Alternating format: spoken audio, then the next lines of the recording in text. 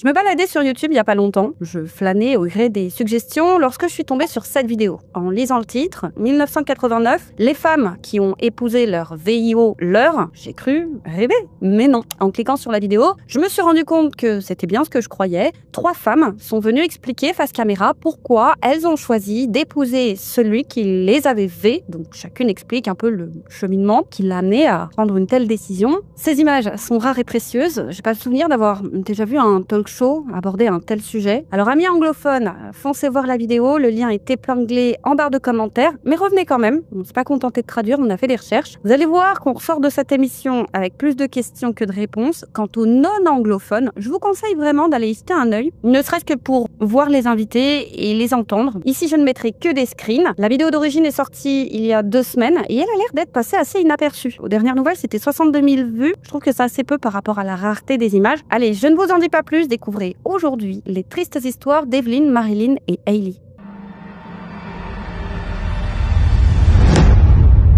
Comme toujours les amis, n'hésitez pas à liker la vidéo et à vous abonner. Le talk show dont il est question aujourd'hui est le Geraldo Rivera Show. Il a été diffusé à la télévision américaine de 1987 à 1996. Il y a eu 11 saisons pour un total de 2163 épisodes. C'est énorme. On imagine qu'en une décennie, pas mal de thèmes ont été abordés. Voici en quoi consiste l'émission. Donc selon Wikipédia, les invités sont des personnes ordinaires venues discuter de leurs expériences personnelles sur des sujets donnés, souvent controversés ou sensationnels.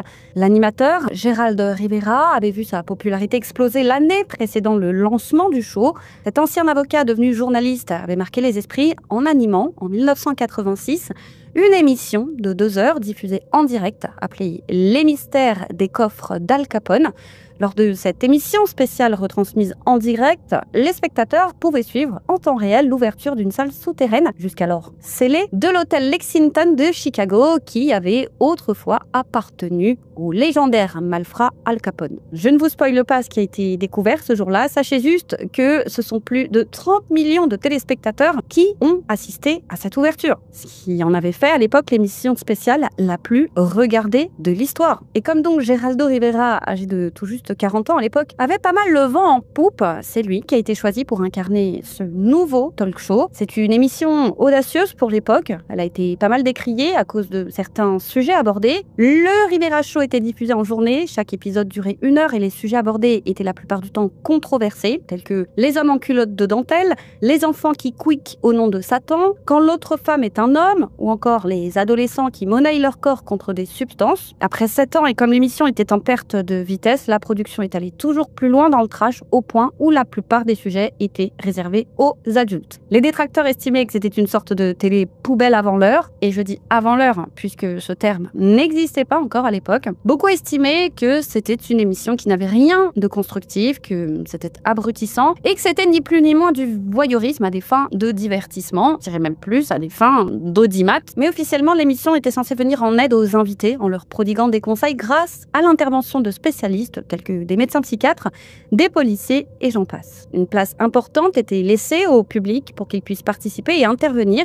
Et si de nos jours, c'est du vu, revu et revu que le public participe comme ça, eh bien à l'époque, non, du moins pas autant. Donc ça, c'était devenu un peu la particularité du show. Voilà, faire intervenir le public beaucoup plus que d'ordinaire. Le producteur aimait à dire, le public peut transformer un spectacle ordinaire en un spectacle extraordinaire. Il peut souvent être meilleur que les personnes que nous avons engagées parce qu'il est la seule chose que nous ne pouvons pas planifier. Donc certains sujets, comme je vous le disais, avaient fait polémique. C'était allé très loin, au point où les sponsors avaient boudé l'émission pour exiger des sujets moins racoleurs. Alors voilà pour le contexte, on peut commencer. Et déjà, avant même de présenter les invités ou de parler du sujet, voici ce que dit l'animateur. Vous vous souvenez, il y a quelques années, quand le pays a interrompu ses activités pour regarder le mariage de Luc et Laura dans le feuilleton Hôpital Central, ce qui a fait de cet épisode un événement télévisuel, c'est que le personnage de Luc avait auparavant V Laura.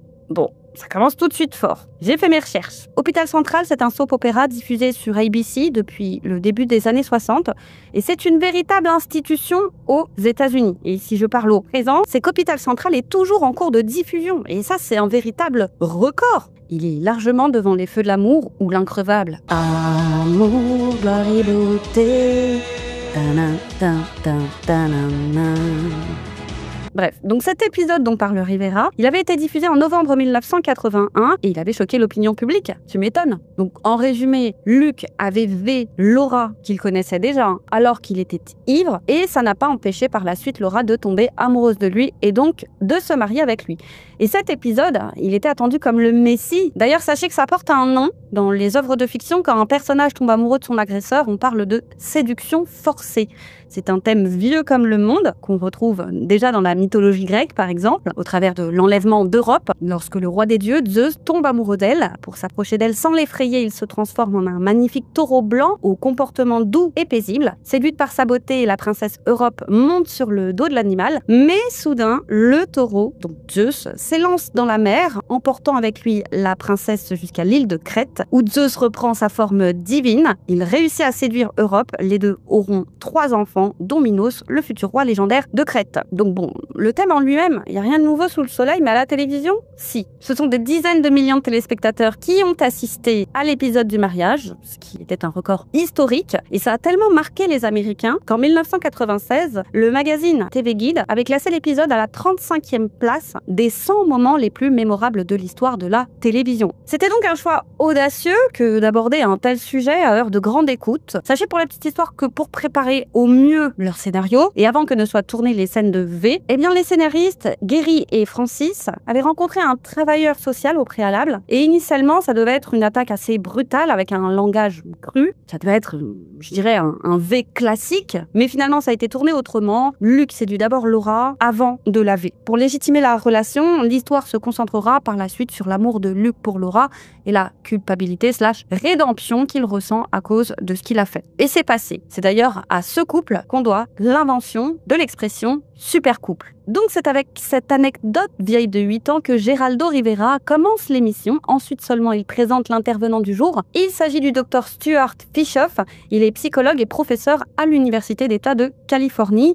Il est là pour, je cite, répondre à la question « Pourquoi ?» Comment une victime de V peut tomber amoureuse de son bourreau et choisir, à l'instar de Laura dans Hôpital Central, faire le choix d'épouser son bourreau. Geraldo Rivera a également ajouté « Nos invités d'aujourd'hui sont de rares exemples de victimes qui vivent le V de manière très inhabituelle. Notre société a enfin compris que le V n'est pas tant un acte sexuel qu'un crime de violence et de domination. C'est une agression dévastatrice et dégradante contre les femmes qui sont maîtrisées par la force physique ou par l'intimidation. » Et c'est enfin au tour de la première des 3 invités d'être présentée. Il s'agit d'Evelyn. On apprend qu'elle a été abandonnée par son mari alors qu'elle était enceinte. Et voici donc la traduction, c'est parti. Alors, je précise que ma voix normale, telle que vous l'entendez, ce sera celle de l'animateur et celle des invités, ce sera cette voix. C'est bon ? Allez, on commence. Evelyne, vous avez eu une vie très difficile. Lorsque vous étiez tombée enceinte de 5 mois, votre mari vous a abandonné. Lorsque vous étiez enceinte de 7 mois, vous avez rencontré l'homme qui vous a V. Racontez-nous comment vous êtes tombée entre les griffes de cet homme. J'avais 23 ans et j'étais enceinte lorsque mon mari m'a quittée. Cet homme, je l'ai rencontré lorsque j'étais enceinte de 8 mois, alors que j'emmenais mon enfant au parc. Nous étions allés prendre un café et il avait l'air très gentil. J'ai toujours été assez naïve, j'ai toujours recherché le meilleur chez les gens et il était gentil, alors je me suis dit « Bon, vous savez, c'est bien, on peut sortir prendre un café ». Il nous avait emmené, ma fille et moi, à un cirque qui n'existait finalement pas, et quand on est rentré, il m'avait... Le cirque n'a jamais existé, c'est ça? Oui, il n'y en avait pas. Ok, alors là, la plupart des spectateurs doivent se dire que c'était déjà un gros red flag, que si une personne ment sur quelque chose comme ça, elle peut mentir sur tout. Avez-vous eu un mauvais pressentiment? Des soupçons que vous auriez ignorés avant d'aller chez lui? Il m'a dit qu'on devait passer chez lui pour prendre quelques affaires. Donc cet homme, rencontré au parc, vous a emmené dans un cirque imaginaire, puis chez lui. Il a inventé cette histoire absurde pour vous attirer jusque chez lui, puis il a détourné l'attention de votre fille, vous a amené dans sa chambre. Là, il ne vous drague pas de manière romantique, mais de manière plutôt brutale, c'est ça? Est-ce que vous avez résisté? Oui, j'ai résisté. Il était plus grand que moi, il était plus fort que moi. Je ne pouvais vraiment rien faire. J'étais à bout de nerfs, je ne pouvais pas crier parce que je ne voulais pas effrayer ma fille de 3 ans. Alors il a fait de vous ce qu'il voulait? Oui. Ensuite, vous vous êtes rhabillée à la hâte? Je me suis rhabillée, j'avais ce qu'il fallait. Et je pense que s'il m'a ramenée chez lui, c'est parce que j'habitais à la campagne. J'habitais à l'époque à probablement 65 km de l'endroit où c'est arrivé. Et après nous avoir accompagnés avec ma fille, il s'est excusé, il était en larmes et il m'a juré que ça n'arriverait plus jamais et qu'il m'appréciait vraiment. Rappelez-vous, elle était enceinte de 8 mois, alors il s'excuse, c'est un peu Dr Jekyll et Mr Hyde, et maintenant donc c'est quelqu'un de bienveillant. Il s'est confondu en excuses, il m'a promis que ça arriverait plus jamais, il m'a filé 20 $ pour l'essence de ma voiture, je me souviens avoir trouvé ça absurde, et je suis rentrée chez moi. Bien sûr, j'ai pleuré toute la nuit, et je me suis demandé, mais qu'est-ce que je vais faire?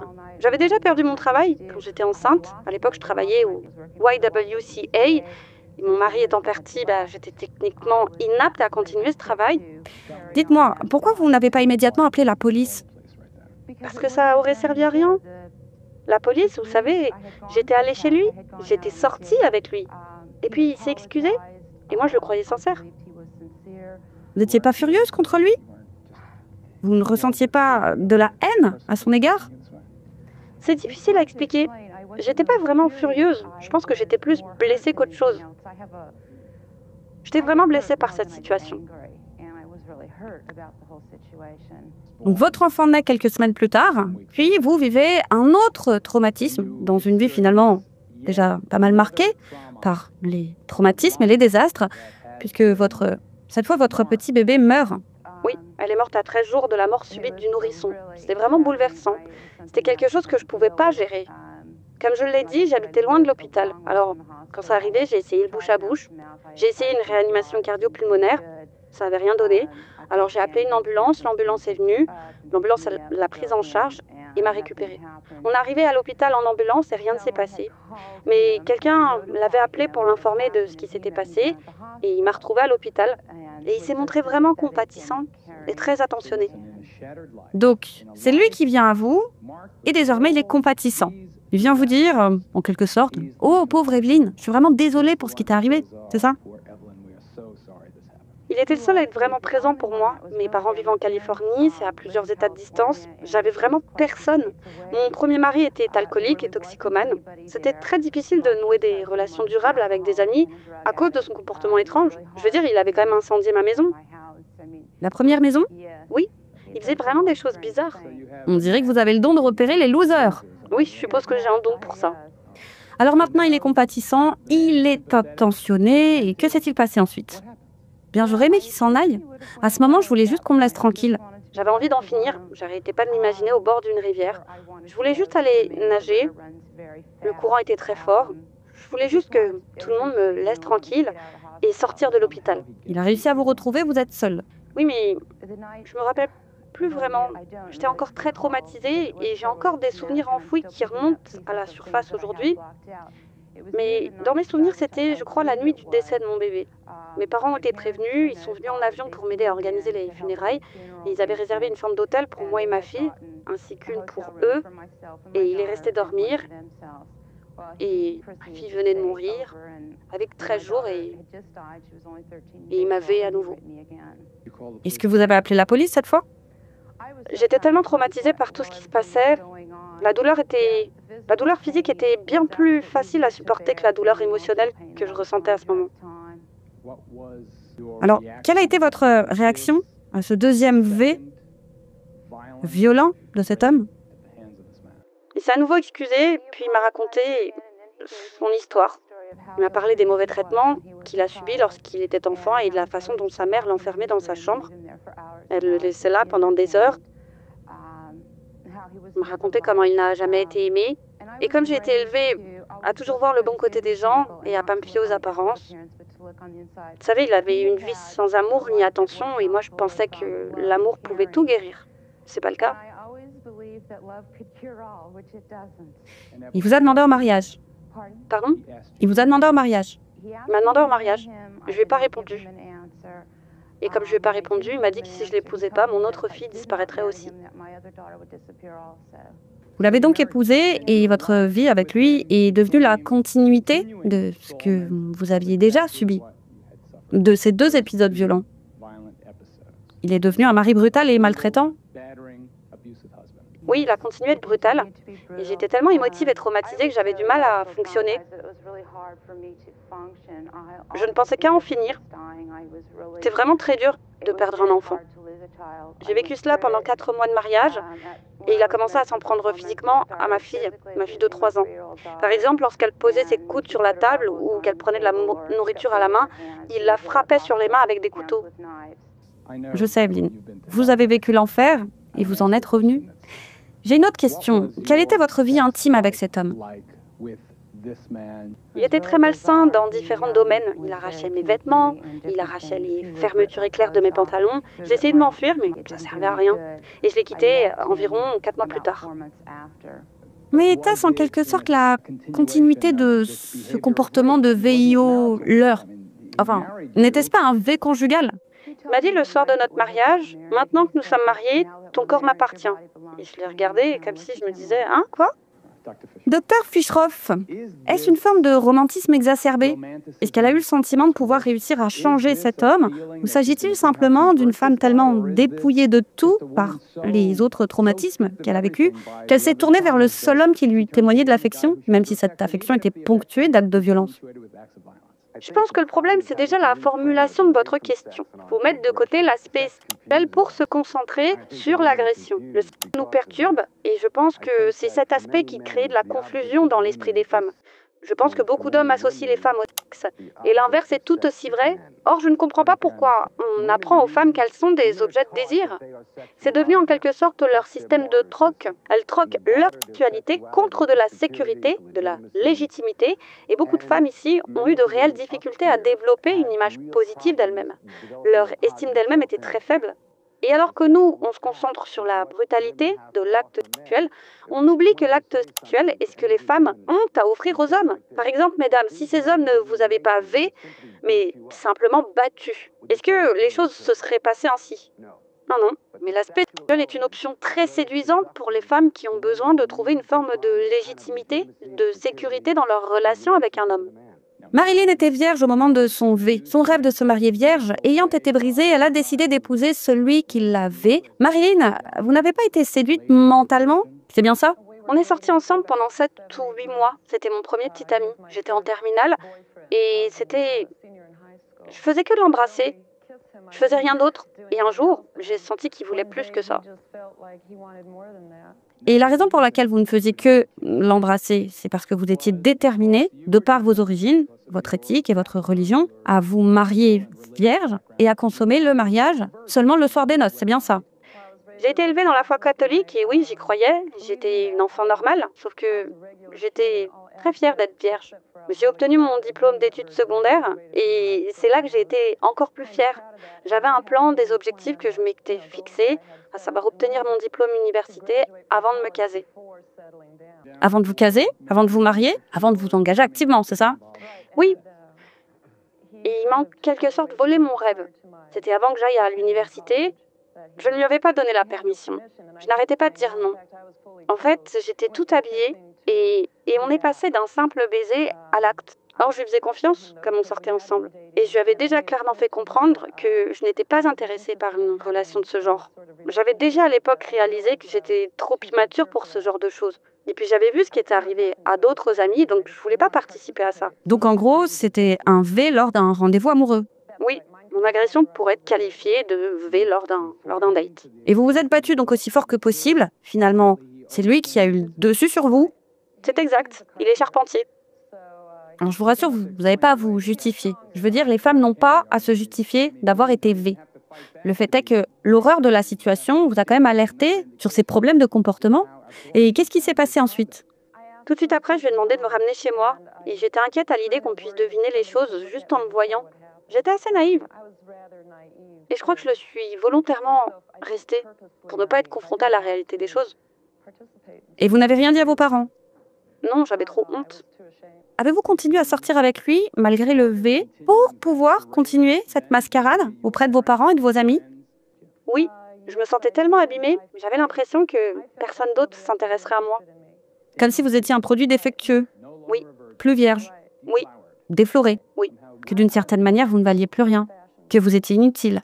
Et est-ce que vous pensiez que c'était le seul homme susceptible de s'intéresser à vous à cause de votre manque d'estime en vous-même? J'avais l'impression que personne d'autre ne s'intéresserait à moi ou qu'on me mépriserait à cause de tout ça. Je ne voulais dire à personne que je n'étais plus vierge. J'étais incapable de faire face à ça et pourtant, quand je l'ai épousé, je savais que j'allais divorcer un jour. Mais sur le moment, ça me paraissait être la meilleure solution. Et je suis quelqu'un de très indépendant, de résilient et positif. J'avais la sensation que ce serait plus acceptable plus tard de divorcer, et c'est ce que j'ai fait. Et vous avez divorcé parce qu'il vous avait V avant même votre mariage? Non, il y avait une multitude de raisons. Il était violent, mais pas autant que l'ex-mari d'Evelyne. Disons qu'il l'était par intermittence. Et on a eu de bonnes relations pendant notre mariage. Et parfois, il m'arrivait même de penser que ça durerait toujours. Mais je crois que j'avais quand même du ressentiment vis-à-vis de lui, que j'en ai eu tout au long du mariage. L'auriez-vous épousé même s'il ne vous avait pas V, s'il avait, disons, suivi votre plan? Que vous pensiez que c'était l'homme idéal? Non, non, non. Il n'était pas l'homme idéal. Non, je savais qu'il ne l'était pas. Et puis, je n'étais pas vraiment attirée physiquement par lui. J'ai toujours eu un peu honte d'être avec lui. Après, vous savez, je pense que j'étais encore trop jeune pour vraiment savoir ce que je voulais à l'époque. C'est que plus tard que je m'en suis rendu compte. Après qu'il vous ait défloré et avant le mariage, avez-vous continué à avoir des relations intimes avec lui?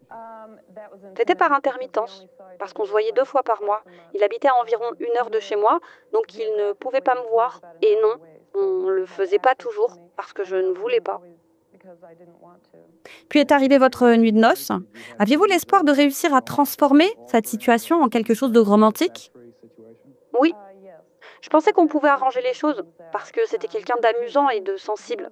Je n'ai découvert son passé qu'après le mariage. Il a commencé à être actif à l'âge de 12 ans avec la sœur d'un ami. Puis j'ai découvert qu'à 19 ans, il avait eu une liaison avec une fille de 12 ans. Et puis il m'a raconté d'autres choses encore. Et j'ai simplement décidé que je ne voulais plus être avec lui. On comprend pourquoi. Alors vous avez divorcé. Oui. Vous sentez-vous toujours comme défloré? Non, non, je suis plus indépendante maintenant, j'ai pris de l'âge. Tout ça, c'était il y a quelques années. Je ne vais pas dire combien, mais suffisamment pour avoir grandi, m'être développée et savoir ce que je veux. Et puis je suis tellement heureuse en mariage maintenant, après 4 ans de mariage. Félicitations. J'ai un mari vraiment solide et il est sympa. Alors est-ce que vous voyez mieux maintenant en quoi votre comportement était bizarre? Oui, c'était très immature de ma part. Je crois que j'ai lu trop de romans. J'étais une lectrice passionnée, et je le suis toujours, et je crois que je lisais les mauvaises choses. Et j'ai comme déformé les choses. À 17-18 ans, on est un peu... Quand j'ai réalisé que... Peut-être que j'étais dans un monde imaginaire. Je vais vous le dire à toutes. Vous savez, je respecte le courage dont vous faites preuve en venant ici et en nous racontant vos histoires, mais ça doit être extrêmement difficile. Je veux dire, pour l'amour de Dieu, vous n'avez rien dit à vos propres parents pendant des années et des années. Ils ne le savent toujours pas, mais je pense que j'en parlerai à ma mère ce soir. Oui, je pense que vous le ferez. On comprend. Je veux dire, on vit dans un monde où le romantisme est valorisé, où les romans d'amour se vendent comme des petits pains et où les feuilletons télévisés sont largement regardés. Tout ça contribue à détourner l'attention des victimes sur l'horreur de l'acte, voire même à se demander s'il n'y a pas un côté positif à tout ça. Moi, j'avais beaucoup d'amis quand j'étais jeune qui m'ont raconté avoir vécu le même genre d'expérience et c'était presque limite considéré comme quelque chose d'acceptable. Elles devaient sans arrêt repousser les avances des garçons qui estimaient que c'était là le passage obligé pour enfin être considéré comme un homme, un vrai. C'est comme se débattre et souvent perdre la bataille. Evelyne, j'ai une question pour vous. Qu'est-ce qui vous a finalement décidé à mettre un terme à cette relation, si tant est qu'on puisse appeler ça une relation? Je comprends que les femmes puissent subir des violences, mais lorsqu'un enfant est impliqué, je pense que c'est ça qui a été le point de rupture, c'est ça? Oui, c'est contre ça que je me bats en ce moment. Quand il a commencé à maltraiter ma fille, c'est là que je suis partie. Il revenait sans cesse chez moi pour me veiller, pour casser des objets ou couper la ligne téléphonique. Finalement, il a commencé à me maltraiter. Puis, j'ai eu un enfant de lui à la suite d'un V. Je l'ai quitté, mais il avait quand même un droit de visite. Et mon enfant a commencé à régresser vers l'âge de 16 mois. Je l'ai emmené en thérapie et j'ai découvert qu'il y avait peut-être eu des abus sexuels. C'est vraiment des losers. Docteur Fischoff, pourquoi sont-elles restées? Pourquoi n'ont-elles pas appelé la police? Pourquoi ne pas prendre une batte de baseball et aller directement leur régler leur compte? Oui, Evelyne? Je me suis battue avec le système judiciaire. Malgré ma naïveté, j'ai pris mes documents et j'ai dit « Voilà ce que fait ce type ». J'ai obtenu une ordonnance du tribunal pour que les visites soient sous surveillance. Je précise que nous n'avons pas mentionné le nom de son mari, ni celui de son ex-mari. Il n'est pas là pour donner sa version des faits. Ce qui nous intéresse aujourd'hui, c'est le récit d'Evelyne. Elle nous parle des événements qu'elle a vécus, mais ça ne signifie pas pour autant que c'est la vérité, que c'est ce qu'il s'est passé. C'est simplement sa perception. Mais supposons que tout ça soit vrai un instant, docteur Fischoff, pourquoi ces femmes sont restées avec des personnes aussi violentes et inutiles? Bien, je pense qu'il est difficile pour nous de comprendre les choses. Vous dites qu'objectivement, il suffirait de se débarrasser d'eux, de les quitter, mais la victime se retrouve piégée dans un système émotionnel qui est très différent du nôtre. Et c'est déjà un problème en soi, parce que d'un point de vue extérieur, on pense que c'est facile de s'en sortir, de partir. Mais la victime, elle, ressent une forme de désespoir, de culpabilité, même à ne pas réussir à quitter l'autre. Mais elles ne peuvent tout simplement pas le faire. La victime est prise au piège d'une manière que nous ne pouvons pas comprendre. Ça n'a pas de sens pour nous, de notre point de vue, c'est de la folie, mais du point de vue de la victime, tout a un sens. Et là, il y a une question du téléspectateur. Bon, la question que je veux poser, c'est que ces deux femmes ont dit qu'elles étaient naïves, mais vos parents, ils vous ont jamais appris, lorsque vous aviez 17 ans, que si quelqu'un envahissait votre espace personnel et votre corps, de quelque façon que ce soit, que vous sortiez ou non avec cette personne, que dès lors que vous dites non, c'est non. Et pourquoi ne même pas avoir dénoncé les choses? Pour moi, un V, c'était forcément l'œuvre d'un inconnu. C'est comme ça que je percevais les choses. Et c'est comme ça que ma mère m'a appris les choses. Un V, c'était un inconnu dans la rue, au détour d'une ruelle sombre. Enfin, pas nécessairement une ruelle sombre, mais je veux dire par là que dans ma tête, ça pouvait pas être l'œuvre de quelqu'un de mon entourage. Et à l'époque, on n'était pas bien renseigné sur tout ça. C'était pas connu tout ça. Et vous en avez parlé à quelqu'un d'autre que lui, à quelques amis, et qu'est-ce qu'ils vous ont conseillé? Ils ont juste dit, ça m'est moi aussi déjà arrivé de lutter contre ce genre d'abus. Vous savez, ils ont juste parlé d'expériences du genre qu'ils avaient eux aussi vécues. J'ai découvert que c'était pas aussi rare qu'on le pensait. Oui, docteur Fischoff? Bien la semaine dernière à l'université Syracuse, il y a eu 2 V sur le campus. Je me demande ce qui va se passer après. Je voulais en fait vous parler d'une histoire bizarre qui est susceptible de mieux nous éclairer. Une de mes étudiantes est venue me voir et m'a dit qu'elle avait eu des relations intimes avec son père pendant 30 ans. Sa mère était décédée. Elle vivait toujours avec son père et maintenant elle suit un doctorat en psychologie pour pouvoir offrir une thérapie de pointe à son père avec qui, figurez-vous, elle a toujours des relations intimes. Et cette situation lui semble tout à fait acceptable, encore aujourd'hui. Hailey a raconté à la presse, ici ainsi qu'au Canada, être tombée amoureuse d'un homme qu'elle a vu à la télévision, arrêté et enchaîné. Il était accusé d'avoir V une jeune fille de 15 ans au Canada. Et il est également recherché dans le Connecticut pour le V d'une femme de 52 ans.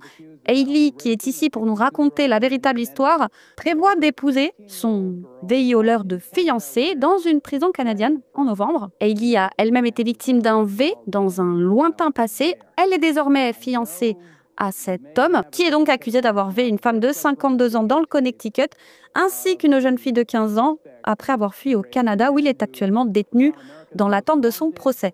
Je vous propose d'abord de regarder des images. Un homme qui figurait sur la liste des personnes les plus recherchées au FBI et qui a ensuite été appréhendé, après que la police d'État du Connecticut l'ait recherché, a été appréhendé par des agents canadiens. Le voici, c'est à Toronto. Comme vous pouvez le voir, c'est un homme plutôt séduisant. Enfin là, ce sont les gardes que vous voyez. Vous le verrez sortir dans une seconde. Le voici. Fred Miller, n'est-ce pas? Un journaliste vient de lui demander s'il compte récidiver. Qu'est-ce qui a tant attiré votre attention chez ce type, Hailey? Est-ce le fait qu'il était bel homme et en assez bonne forme physique?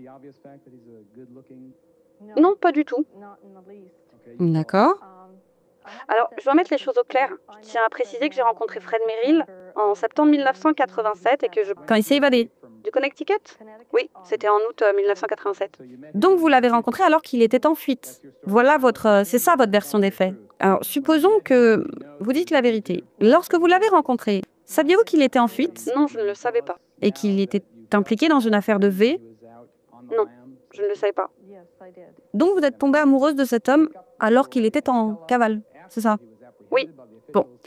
Je veux que vous repreniez l'histoire et que vous nous disiez, après son arrestation par les autorités canadiennes, après avoir su qu'il était accusé avec des preuves très solides, et non pas d'un mais de 2 V, pourquoi en sachant tout ça, vous choisissez d'épouser cet homme? Il aurait V dans le Connecticut, il a été arrêté puis accusé avant de s'enfuir au Canada. Et pour mémoire, l'année suivante, il est arrêté au Canada, puis accusé du V d'une adolescente, passé en garde à vue, puis s'évade de nouveau. Pourquoi et comment on peut tomber amoureuse de quelqu'un en sachant tout ça?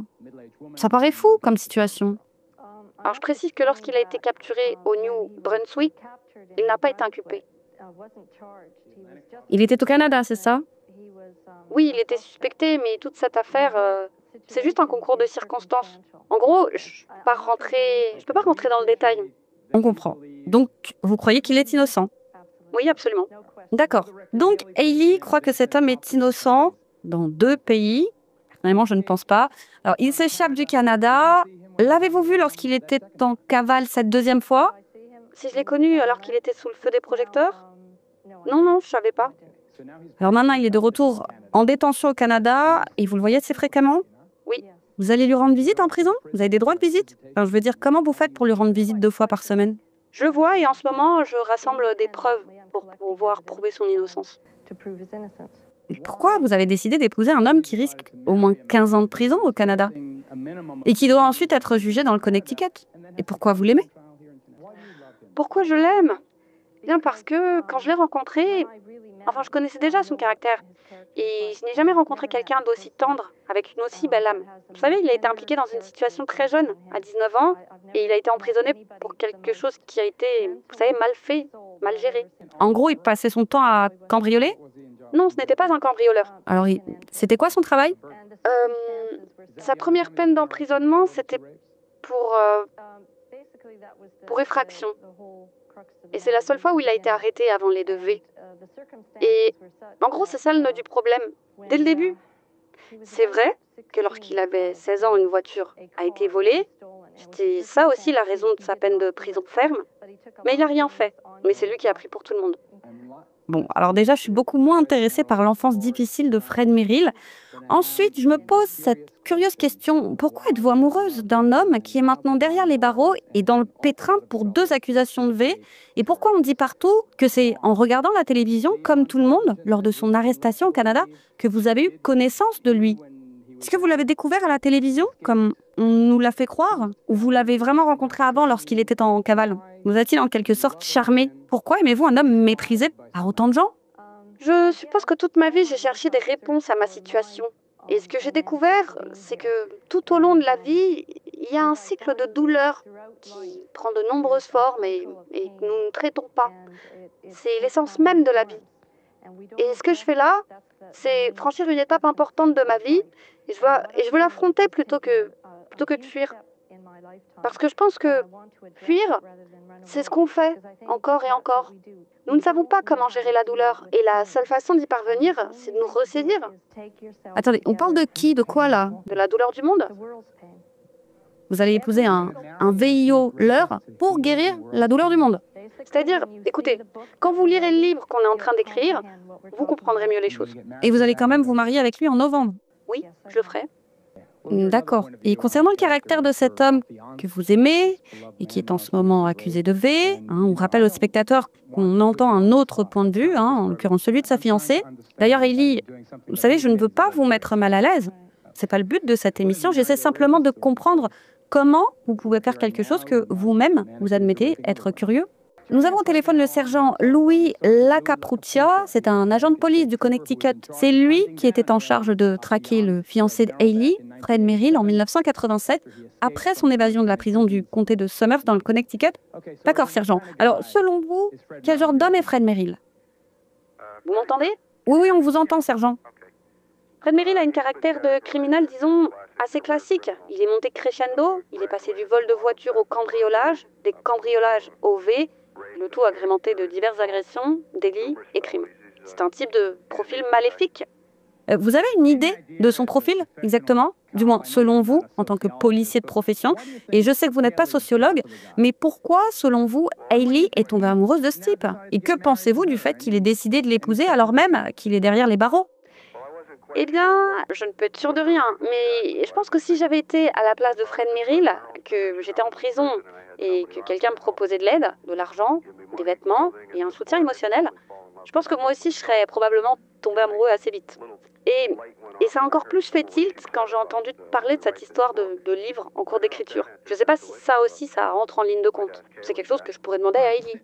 Attendez, c'est exactement ce qu'on va faire. Hailey, n'est-il pas vaguement possible que cet homme, rusé comme un renard selon certains, et qui fait face à des accusations très graves, et qui risque de potentiellement passer la majeure partie du reste de sa vie en prison, n'est-il pas possible qu'il se soit accroché à vous comme à une bouée et qu'ainsi, selon les mots du sergent, il avait le beurre, l'argent du beurre et la crémière en prime? Vous est jamais arrivé de penser que peut-être qu'il vous manipule, qu'il se sert de vous? Non, absolument pas. Pourquoi? Je pense que beaucoup de gens aimeraient se sentir comme s'il était mauvais. Et c'est ça, le problème de la société. On veut toujours calomnier tout le monde sauf nous-mêmes. On vient de le qualifier de criminel à la carrière classique. Et je pense que c'est la chose la plus absurde que j'ai jamais entendue. Si seulement vous connaissiez la véritable histoire. C'est pour ça qu'on doit absolument l'écrire, ce livre. Pour que vous puissiez comprendre les choses. Et le sergent Louis Ier, personne ne comprend vraiment les choses. Et on ne peut pas comprendre si on ne s'intéresse pas au fond du sujet. Fred a passé beaucoup de temps en prison pour s'être évadé. Et c'est essentiellement pour ça qu'il a passé du temps en prison. Et ce n'est certainement pas un criminel de carrière. Parce que, vous savez, on n'a jamais vraiment examiné cet aspect-là de la vie. Et c'est ce que j'essaye de faire ressortir dans le livre. Nous sommes tous, on est tous, en quelque sorte, des bombes à retardement au quotidien. Chacun d'entre nous. Sergent, vous en êtes où concernant l'affaire de la femme de 52 ans dans votre état? De quoi Fred est-il exactement accusé? Eh bien, à ce stade de l'affaire, je ne peux faire aucun commentaire, déjà parce qu'il y aurait beaucoup de choses à dire, mais aussi parce qu'elle attend encore d'être jugée. Donc c'est compliqué de rentrer dans les détails, surtout qu'on ne peut rien affirmer, on ne peut que porter des allégations. Mais ce que je peux vous affirmer, en revanche, et là c'est factuel, il n'est pas question donc de savoir si on pense que Fred est coupable ou non, puisqu'il est coupable, de un parce qu'il a été condamné, et de deux parce que les faits ont été avérés. Donc ce que je peux vous dire d'incontestable sur Fred, c'est que lors de l'une de ses évasions, il a kidnappé des agents pénitentiaires sous la menace d'une arme, en les forçant à monter dans le coffre d'une voiture.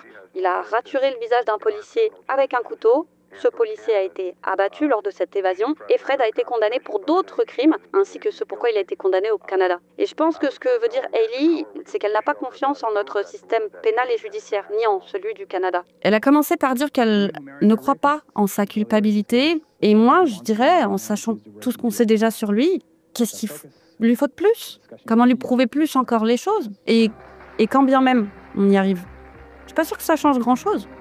Hailey, j'ai une question pour vous, Hailey. Quand vous avez découvert qu'il était accusé de V, pourquoi n'êtes-vous pas parti à ce moment-là? Qu'est-ce qui vous a poussé à rester? Eh bien, j'ai appris à le connaître. Je savais, j'ai pu savoir qui il était vraiment. Mais comment vous l'avez su? Comment il vous l'a annoncé? Il a dit quoi?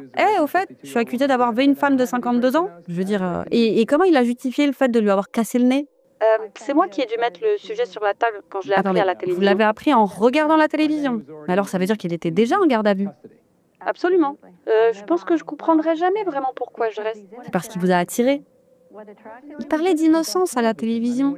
Mais il vous a jamais rien avoué, c'est ça? Oui, mais je l'ai vu à la télévision. Il a été accusé et il a dit qu'il était innocent. Mais vous lui avez posé des questions sur les faits, sur les preuves, des questions du genre? Oui, je l'ai fait. Enfin, je veux dire, vous l'avez vu à la télévision et vous avez immédiatement pensé « Oh, j'adore cet homme !» C'est ça?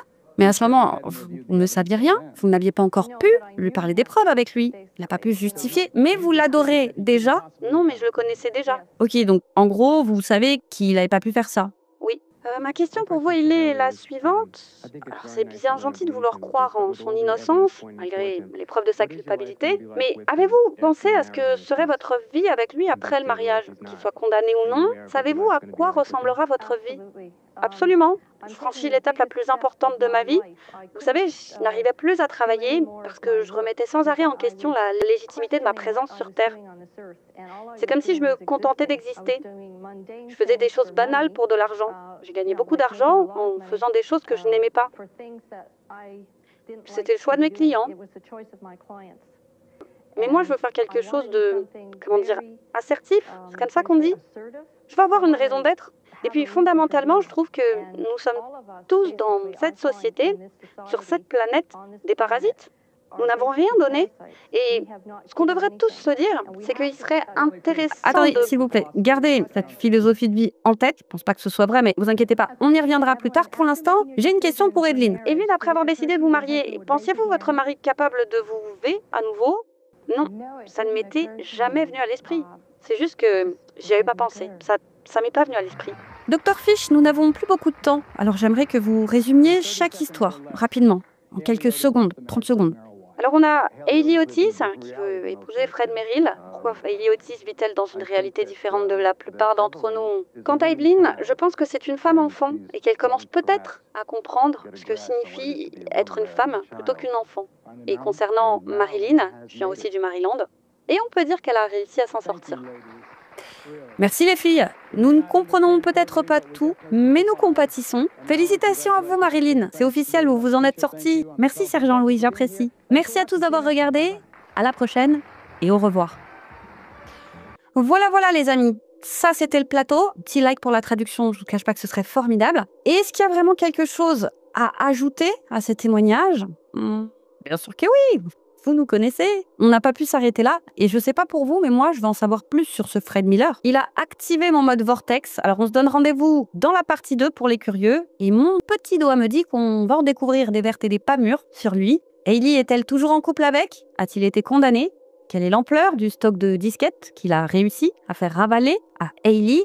Hayley qui a réponse à tout pour le défendre. Nous verrons en quoi elle pense qu'il est innocent depuis toujours. Je trouve assez incroyable la manière dont elle arrive à se convaincre, malgré l'évidence, malgré les preuves. Ça doit être une sacrée gymnastique mentale que de réussir à s'auto-bullshiter à ce point, à se mentir à soi-même. Donc peut-être qu'elle ment, au minimum elle est de mauvaise foi, vu ce qu'on a entendu. Mais perso, et même si elle a l'air bizarre, pond toujours à côté, etc., je pense qu'elle se voile la face, oui, mais qu'elle est sincère. Spoiler alerte, c'est faux, hein, c'est une mythomane. Et l'histoire de ce Fred, elle est tellement ubuesque qu'on a l'impression qu'elle a été inventée, qu'elle sort tout droit d'un film. C'est une succession d'événements incroyables. Donc vous verrez que l'histoire de Fred est assez folle. Elle mérite en tout cas qu'on lui accorde une vidéo à part entière. Donc Hayley s'est-elle mariée avec lui? Son livre a-t-il été un best-seller? Enfin, est-ce qu'il a ne serait-ce que vu le jour? Il a vu le jour, quel a été l'accueil? Moi, je bûche tout ça. Dès que c'est good, je poste la vidéo. Je vous la posterai en barre d'infos. N'hésitez pas à activer la cloche de notification si vous voulez être au courant, quitte à la désactiver après. Comme toujours, n'hésitez pas à vous abonner si ce n'est pas déjà fait. Quant à moi, je vous dis à très vite sur YouCrime pour une autre triste histoire, les amis.